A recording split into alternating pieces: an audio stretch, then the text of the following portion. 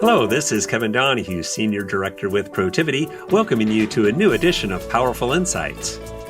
Protiviti and NC State University's ERM initiative have conducted the 12th annual Executive Perspectives on Top Risk Survey, in which we poll board members and executives around the world on the risks they see as most significant for their organizations over the next 12 months and the next 10 years. I had the pleasure of speaking with Mark Beasley, Professor and Director of the ERM Initiative at NC State University, as well as Jim DeLoach, Managing Director with Protiviti, about some of the key findings and themes that came out of the results. Let's go right to that conversation. Jim, it is great to speak with you. Thanks for joining me. Glad to be here. Thank you, Kevin. And Mark, once again, great to talk with you. Thanks for being here. Thanks for the opportunity. I look forward to it. So, Mark, to get us started, can you give us an overview of our study this year, how we conducted it, and the intention behind us conducting this research? Absolutely. Yeah, I'm excited about this year's survey. This is our 12th annual survey where we've asked executives around the globe what their concerns are when they think about risk for the upcoming year, in this case, 2024. And then also looking at the long-term view a decade later. So both a short-term, long-term view. Very excited to report that we had over 1,143 to be exact, executives, and that includes some board members too, provide their perspectives of what they see as the top risk on the horizons for next year and a decade out. Again, this is a global survey. And we asked each of those executives to look at and rate the significance of 36 different risks. And those 36 risks are spread across three categories: macroeconomic issues, strategic issues, and operational issues. And we used a methodology consistent with all the other prior years, where we're looking at the average score for those 36 risks across all the respondents. And they rated them on a 10-point scale, 1 being this is not a concern at all, 10 being a very significant concern for next year or a decade later. And so that allows us to rank order the risk and get a sense for what is on the minds of the executives. And we're able to then provide a lot of sub-analysis, not in addition to the full study, but looking at it across different sizes of organizations, looking at it across different industries, different geographies where they're based, as well as different positions, whether they be board members, CEOs, CFOs, and et cetera.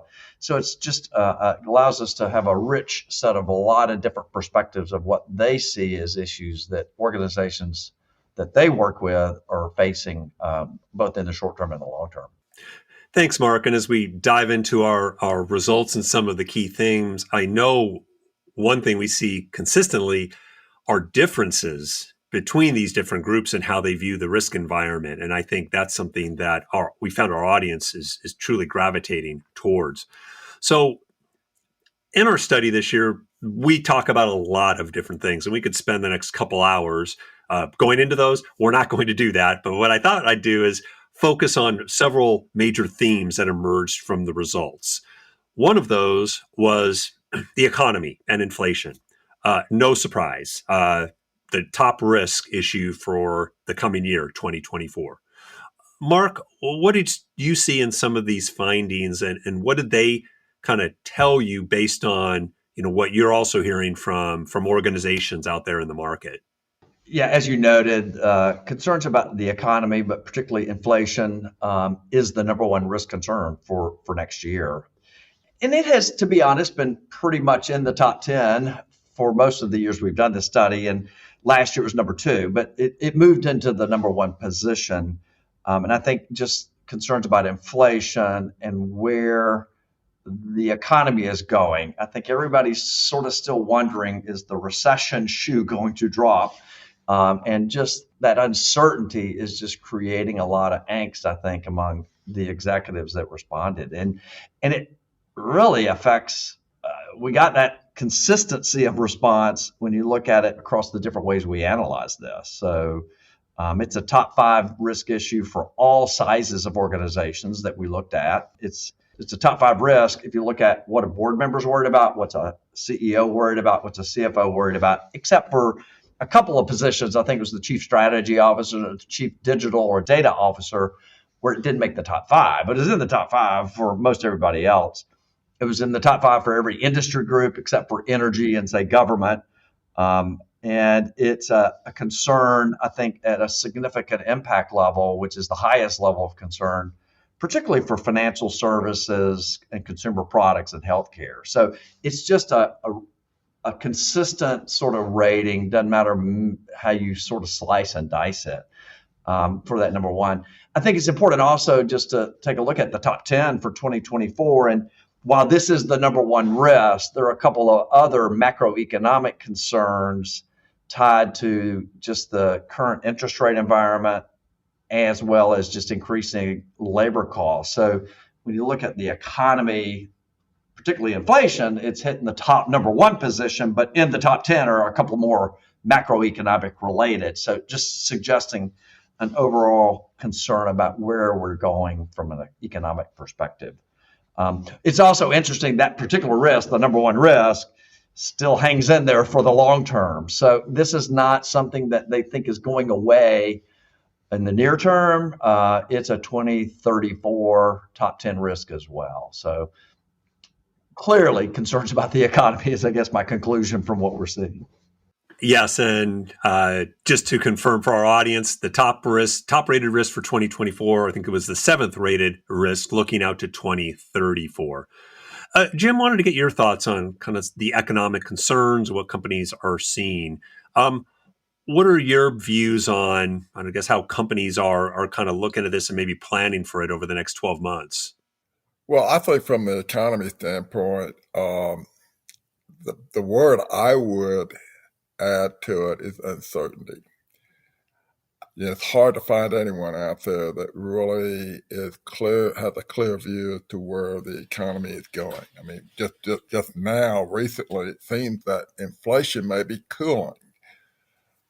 But there's a lot of potentially different scenarios out there. And as a result of that, companies and organizations have best take a multiple view of the future, looking at potentially different scenarios and reality testing their strategies against those scenarios. And that's the best way to play it.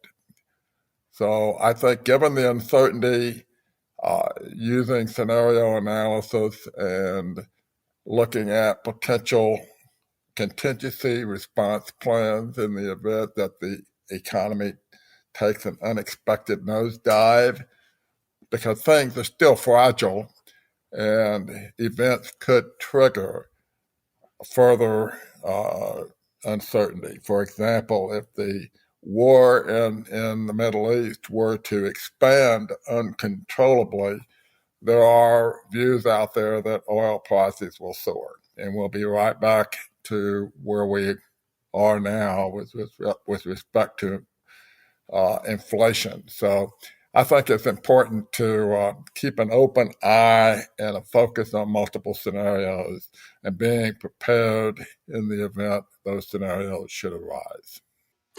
Thanks, Jim. And we will be talking a little bit more about the geopolitical landscape in a minute. Jim, I first wanted to ask you about another major theme out of our results, arguably the risk that stands out more than any other when you look at both the next 12 months and next 10 years, and that risk is cyber threats. Huge number of concerns there, especially looking a decade out when it's the top ranked risk. What did these results tell you? Cyber threats arguably stand out. I mean, while the economy, as Mark pointed out, is the number one top ranked risk for the coming year, I think Mark and I and the other co-authors, we concluded that cyber threats arguably stand out as the most significant risk issue for boards and C-suite leaders when assessing both near and long-term outlooks.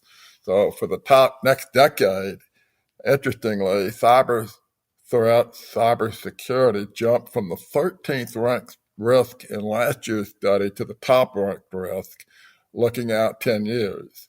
And for this time period, the risk rating for cyber threats increased by more than 11%, by far the largest risk rating increase noted in our survey. Cyber concerns are also elevated near term, jumping from the 15th ranked risk in last year's survey to the third ranked risk this year, looking out to 2024. So as I look at this, elevated risk cybersecurity concerns reflect growing recognition of the complex cyber risk landscape that is impacted by the exponential curve of technological advances. Specifically, considering the significance with which boards and C-suite leaders view this risk over the next 10 years, it's possible that technologies such as artificial intelligence, cloud, and even the anticipated emergence of quantum computing and how organizations will secure their data and operations in a post-quantum world are raising significant security-related questions and concerns in the boardroom and the C-suite.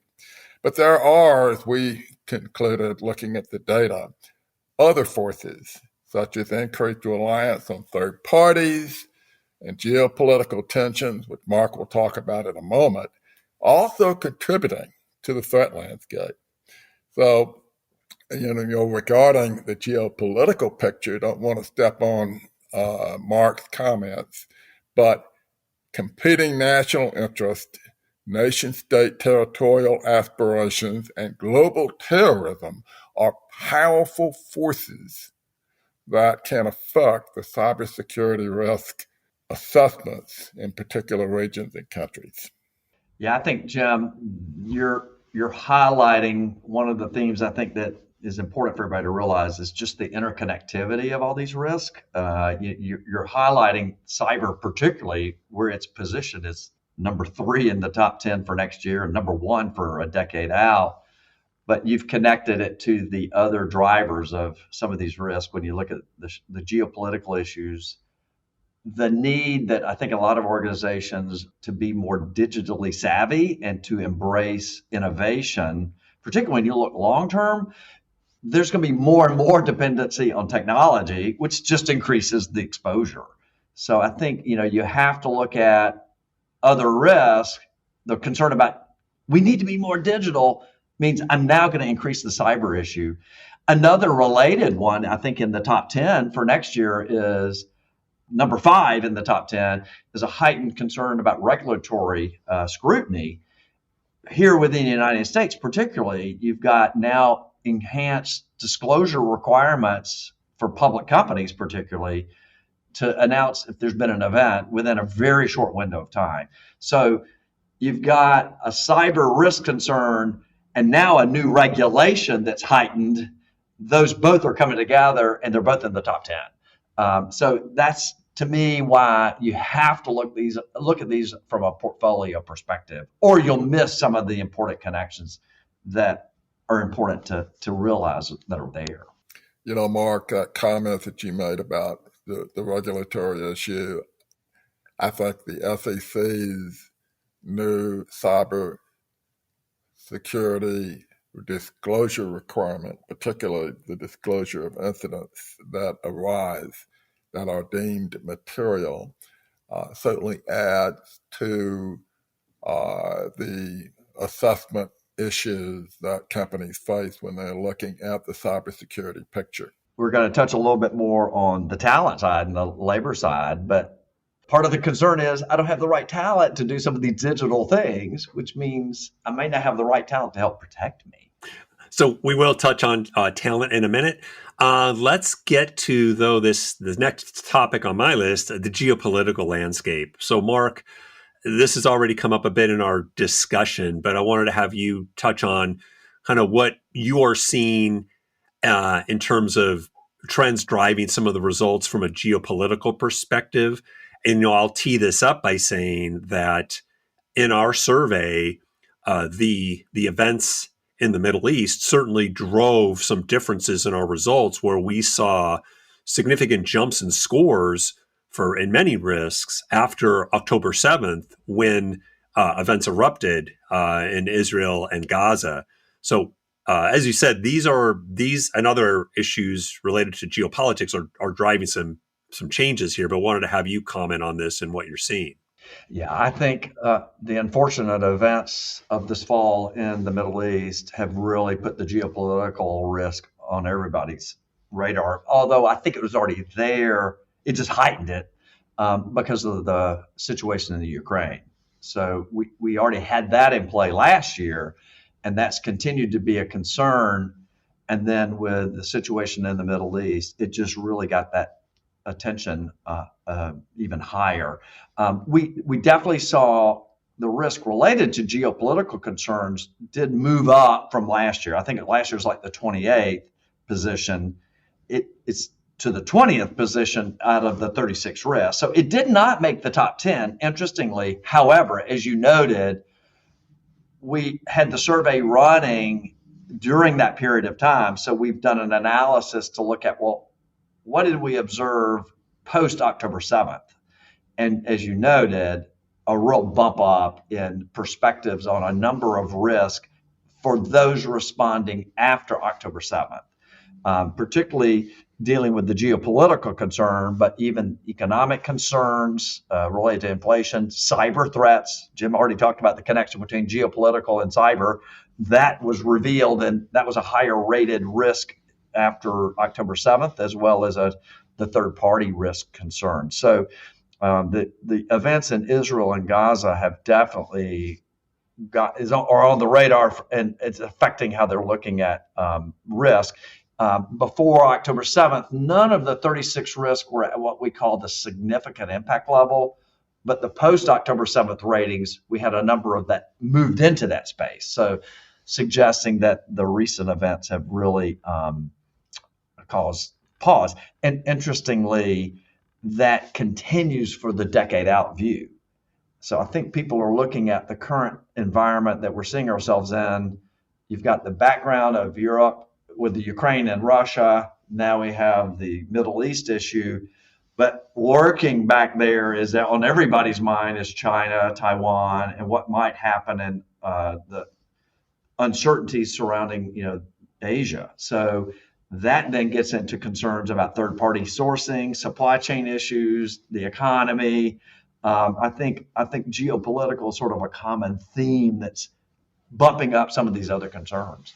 I think that, to me, this is one of the most fascinating topics of the entire discussion, because today's companies operate in a highly interdependent and competitive global marketplace in which countries and regions are taking a closer look at trade relationships through the lens of national security.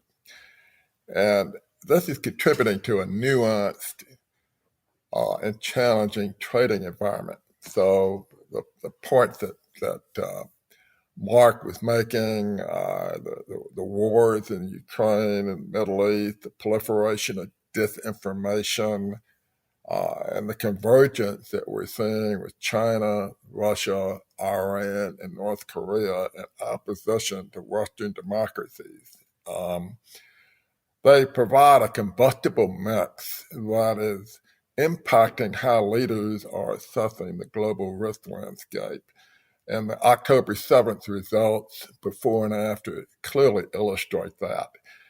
I think where this picture of geopolitical strife is going is anyone's guess. But evolving global markets and potentially dangerous geopolitical scenarios bear watching by boards and executives in 2024. So, Jim, I wanted to pivot again to a new topic, though, as you and Mark have pointed out, all of these are interrelated. But I wanted to have you talk about technology-related developments and challenges that we're seeing in the list of top risks, and also just more broadly and some of the issues, concerns that companies have. We see a lot of technology-related issues in the highly rated ones, especially looking out 10 years. And I guess this is also our opportunity to, talk about the other hot topic, this year and certainly next year, which is artificial intelligence. So I'll let you take it away from there. Well, the interesting aspect on the technology front is that there are myriad technology-related challenges that are linked and interrelated that we noted in our study, and they need to be considered collectively by executives and the board, as exposures in one area may trigger exposures in other areas. So it kind of all starts with, to your point about looking at 10 years, Kevin, the fourth weighted risk is rapid speed of technology, of disruptive innovations enabled by advanced technologies or other market forces outpacing an organization's ability to compete and or operate successfully without making significant changes to its business model. Everywhere we look, new technologies are impacting businesses, whether you're talking about artificial intelligence, including all the latest buzz around generative AI, whether you're talking about automation in all of its forms, hyperscalable platforms, faster data transmission, and less network latency, quantum computing, blockchain, digital currencies, and the metaverse. Bottom line, the disruptive change spawned by advancing tech is impacting risk assessments, the risk landscape, and other risks. As I kind of illustrate that point, as I noted earlier, advancing tech is impacting cybersecurity as it expands the attack surface available to cyber bad actors. And coupled with cyber threat concerns, data privacy made the top 10 for 2024. So as regulations proliferate and expectations surrounding the protection of sensitive private data evolve, business leaders are concerned about how their organizations are collecting, storing, processing, storing, and managing data. And that's all driven by technology, a lot of it. And how that can be exposed, create unintentional exposure. And to Mark's earlier point, greater reliance on third parties to perform critical business services is influencing how leaders are assessing both cyber and data privacy risk. Another point on the technology front, as emerging tech is implemented, there's a need to reskill and upskill. And this is critical to, if you're going to realize fully the value proposition promised by the emerging tech business case and the ROI that's anticipated, you're going to have the talent. And unfortunately, the talent you need is not all walking on the streets. And so you're going to have to upskill and reskill. And this is not a new conversation.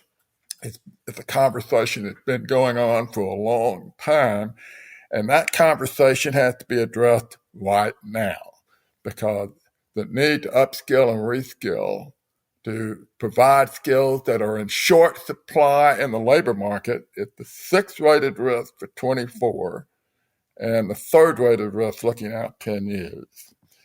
And the final point I want to make on the technology front deals with the legacy IT systems and existing operations that make it difficult for incumbents to compete with nimbler, born digital competitors or with other incumbents who are making the significant digital investment that they need to make to make themselves more agile and resilient and able to pivot in the marketplace. Not only do outdated systems create competitive limitations, but they also present unintended exposures that may lead to cybersecurity and data privacy concerns. The issue around this technical debt and legacy IT systems and existing operations is the seventh and eighth rated risk, respectively, looking at 12 months and looking out 10 years. Yeah, I think tied to all those that you noted too, in the long-term view, is the number 10 risk of just the ability to use data analytics and having the skill set to be able to take advantage of the market intelligence that could be gained from that. So um, when you look at the use of technology, then that creates a volume of data. And are we going to be able to? Organizations, I think, are concerned for the long term, will they have the talent and the capabilities to get there fast enough, better than their competitors. And of course, with, as you mentioned earlier, the generative AI that's been introduced or become more visible, I should say, this year. I think people are still trying to figure out where that's going to land and how fast could that create an unexpected competitor to my business that is coming out of the blue. That and is it going to affect my talent needs, for, as you've already highlighted. I think there's a connection here again to the fact that regulatory concern is a top 10 risk in both the short term and the long term. And I think we can't ignore the regulatory question marks surrounding some of these emerging technologies, particularly generative AI. There are a lot of policy discussions going on right now about good and bad, where that could land. And, we don't know the answer yet. And of late, we're seeing a lot of uncertainty in that market space. And so I think that just explains a lot of the concerns about how innovative technology, while it has potential for amazing opportunities, it does create a whole new platform of risk. And again, back to AI, risk to my business as my employees and teams start playing around with it. Could they accidentally be releasing our proprietary information into the public space now? And now my proprietary confidential data is out there in AI. And how do I manage that? Is creating a lot of angst among a lot of people, I think. I like that point. I have to tell you that I watched I just got the Blu-ray for Oppenheimer, and I watched it last night, and I watched the special features, and included in the special features is the press interview. The director and a number of other physicists. And they were talking about what the meaning of the movie Oppenheimer was about. And they immediately latched on to your point that the unintended consequences of creating new capabilities and how that is impacting the thinking that goes on in the Silicon Valley. And related to AI, for example. That was a contemporary example that they used. And so I found that very interesting to your point. This all relates to the next topic I wanted to bring up, which is talent and skills gaps. As you mentioned, these are highly interrelated with technology. So, Jim, I know you have some comments on that you'll share. I wanted to tee up maybe with this question, if it helps. I've received a couple of questions from people we work with in Protiviti and others.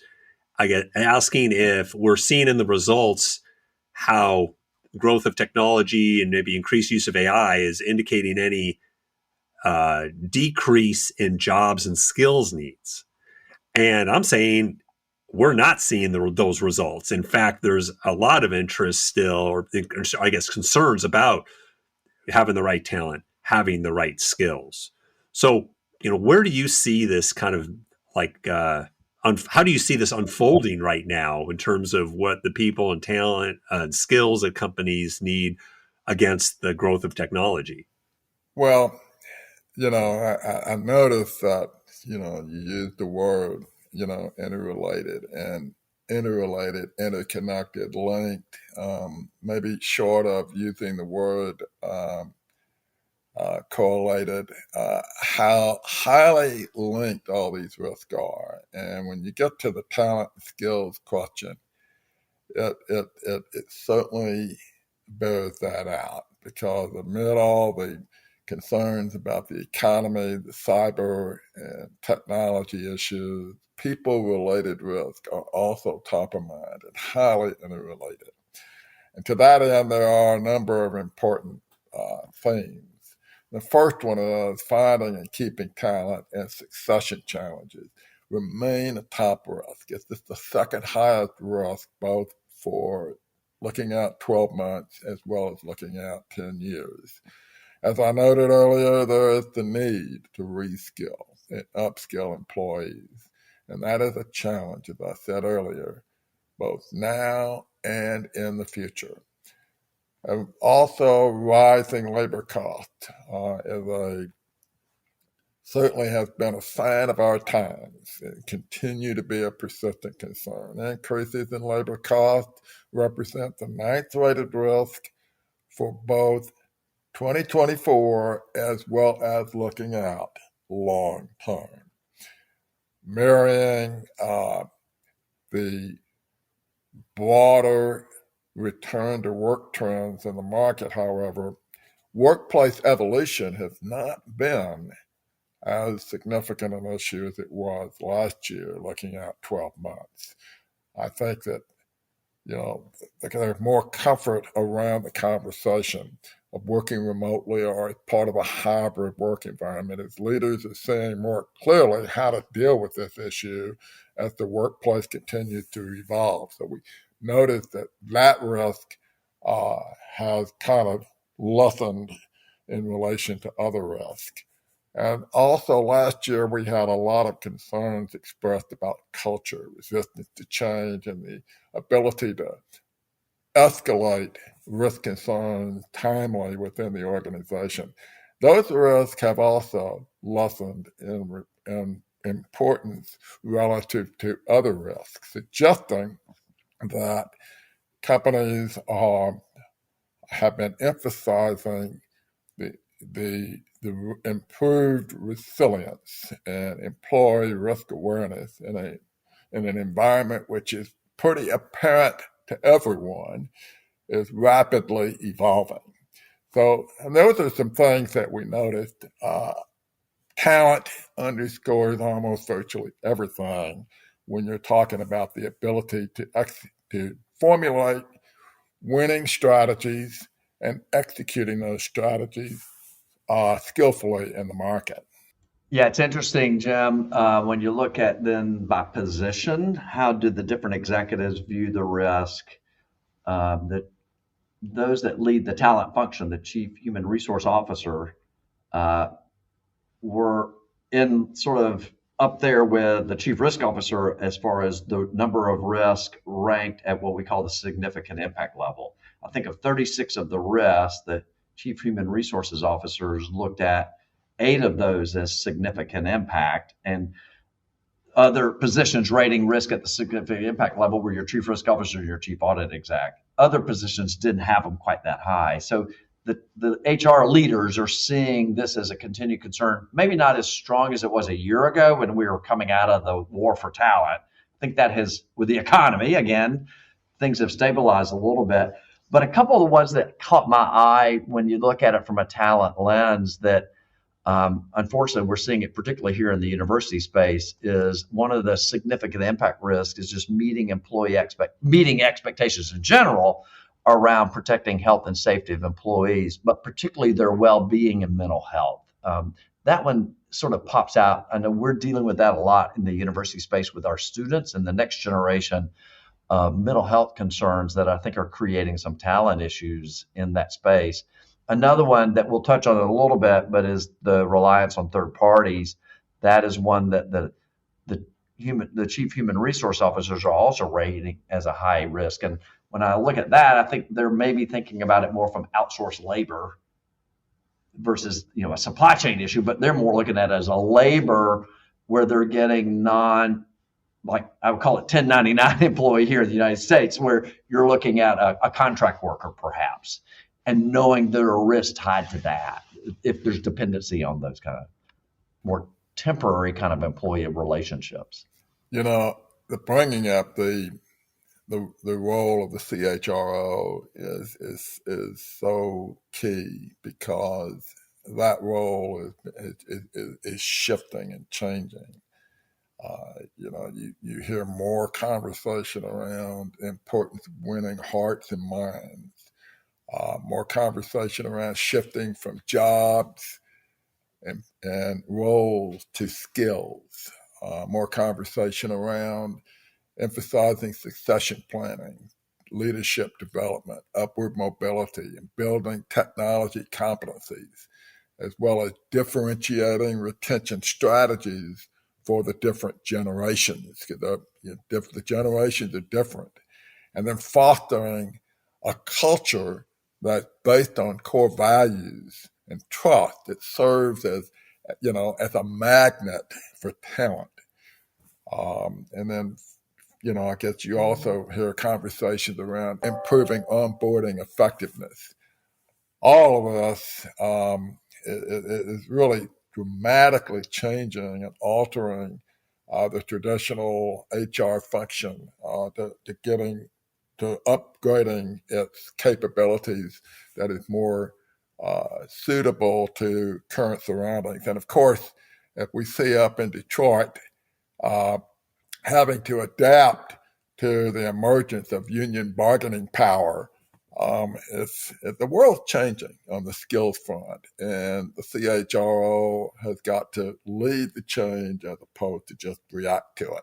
And I think, we, again, connecting it to the generative AI, I mean, we're seeing that as a big contentious issue in the entertainment space in some of the labor negotiations of how is that displacing groups of workers and their talent, and trying to manage through that is not easy. Well, this has been a fantastic conversation as usual. I do want to cover a bit of the topic of third-party risks momentarily, but first, just a plug for our report, Executive Perspectives on Top Risks for 2024 and 2034, can be found at erm.ncsu.edu, as well as at protiviti.com/top risks. The report, among much of the analysis and commentary we have, also includes calls to actions for boards and executives on many of these topics, on cyber, on the economy and inflation, on even addressing the geopolitical landscape. So I think there'll be a lot of great information for our audience there. So last topic here, Mark, I did want to touch on third-party risks. I don't think it's fair to say it's under the radar, but certainly after cyber stands out, geopolitics stands out, people stand out. Yet we see third-party risks rated very highly, both for the next year and the next 10 years.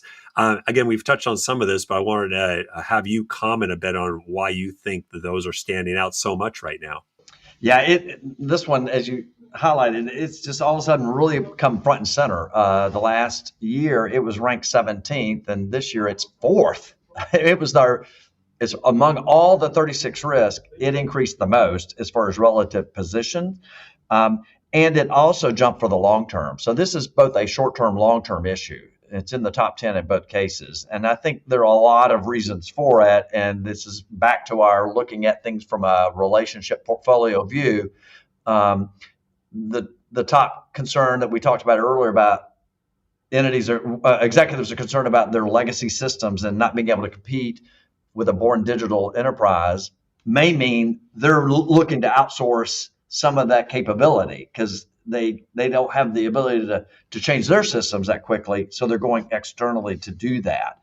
The talent issue we talked about a minute ago, where we're looking for talent. That's one of the, I guess, positives coming out of the pandemic environment is now we're realizing I can access talent anywhere the talent resides. They don't have to be at my headquarters, city geography to work with us. And so there are a lot of ways to tap into that expertise that may not be in a full-time employment perspective. So I think when you start looking at third-party risk and then tying it to geopolitical, as we talked about earlier, just the uncertainty in the world. And if my third parties are sitting way outside my geography, particularly, for example, in the Asia side, where there's just the lurking concern of Taiwan and China and other things going on there, it just puts that third party exposure front of mind. And we saw that come into play, particularly for the chief risk officers and chief audit execs, rate that as a top 5 issue.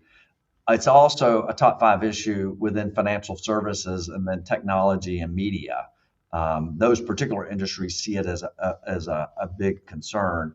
And in the middle range of size organizations, not the very largest and not the very smallest, but that middle band of organizations that made a top 5. So I think as you think about third parties and looking at reliance on third parties that could be really anywhere in the world in the current environment that we're in, just worried about managing the risk to that. And, even looking at over the last year with the Ukrainian-Russia war there, and then the sanctions of doing business with Russia, making sure in my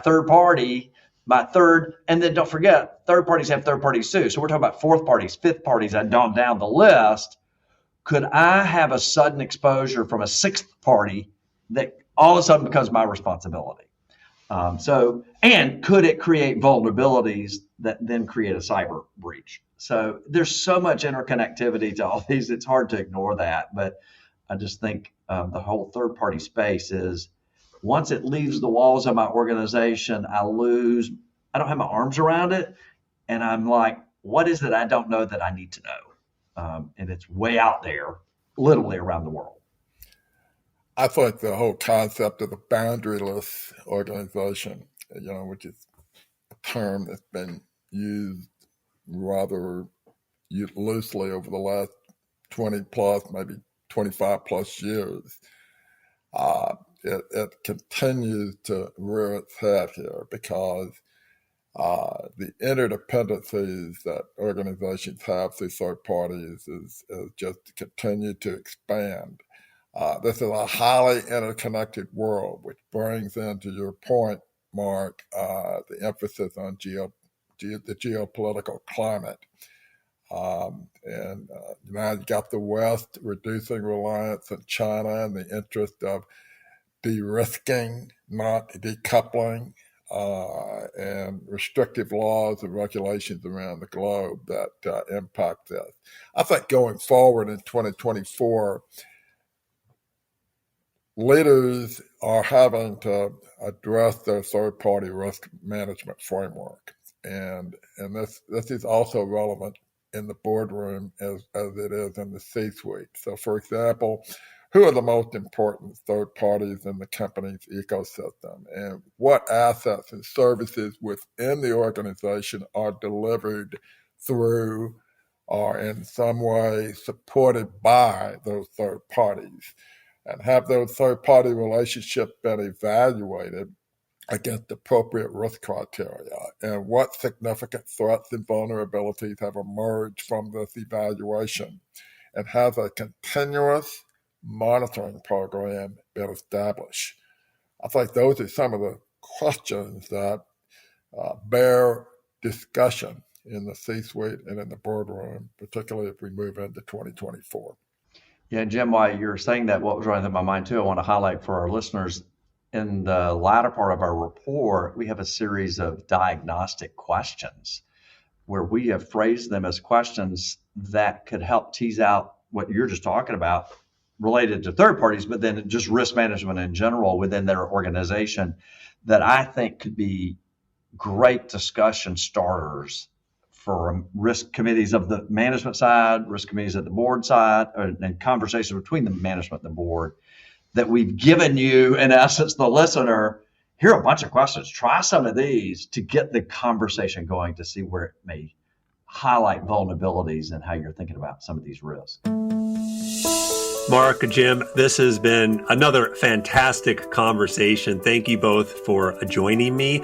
Again, for our audience, you can read our report, Executive Perspectives on Top Risks for 2024 and a Decade Later, at erm.ncsu.edu and at protiviti.com/top risks. I also encourage you to subscribe to Protiviti's Powerful Insights podcast series and to review us wherever you get your podcast content.